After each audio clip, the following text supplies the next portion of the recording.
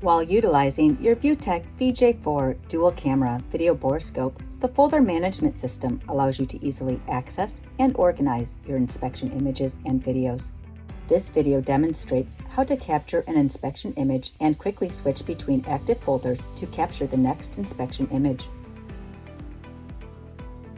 To begin, from live image mode, press and hold the right control button to access the folder management system. Then tap, touch, or use the mini joysticks to toggle to, then press down to view the images and videos saved within a folder. Next, press the left control button to return to the folder management system. Then tap or touch the next folder to mark as active. With the green check mark displaying, press the left control button twice to return to live image mode to capture your image. Next, press and hold the right control button to enter the folder management system and select the folder as active. We repeat this process until the final folder contains an image.